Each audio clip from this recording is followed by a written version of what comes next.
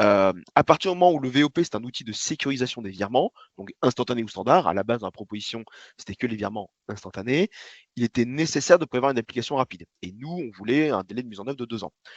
Heu, pour nous, c'est un délai qui est logique en termes de sécurité parce qu'il y a une très, très forte attente vis-à-vis de cet outil-là, à la fois par les consommateurs. Donc je rappelle, voilà, vous avez tous vu, la presse, généraliste, hein, qui a beaucoup parlé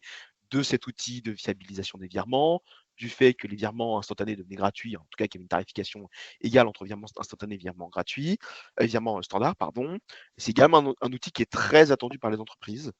qui sont sujettes à des fraudes à la substitution d'IBAN,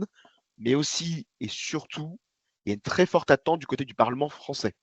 Nous, du côté de la direction générale du Trésor, nous recevons régulièrement des questions écrites de parlementaires qui portent sur des typologies de fraude, parce que les parlementaires peuvent évidemment être alertés par voilà, des entreprises qui peuvent tomber, voilà, qui peuvent être victimes de ce genre de fraude, y compris la fraude à la substitution d'IBAN. Et un autre élément qui n'a pas forcément, qui a pas forcément été aperçu du grand public, mais il se trouve que l'année dernière, lors de l'examen du projet de loi simplification, qui est toujours en cours de discussion, les parlementaires avaient déposé un amendement pour avancer au niveau national la date d'entrée en application du VOP.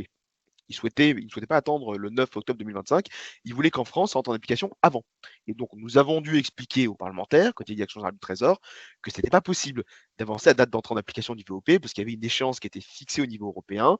et qu'il fallait attendre cette échéance européenne parce qu'il y avait tout un tas de développements au niveau de l'EPC, ce que Jacques a très bien rappelé tout à l'heure, et qu'évidemment, pour les entreprises, il y a un certain nombre de coûts de développement informatique, de plans de développement, sur lesquels on ne pouvait pas revenir comme ça à partir du moment où on avait une échéance fixée au niveau européen. Donc du côté du Parlement français, il y a une très très forte attente sur le délai d'implémentation du VOP.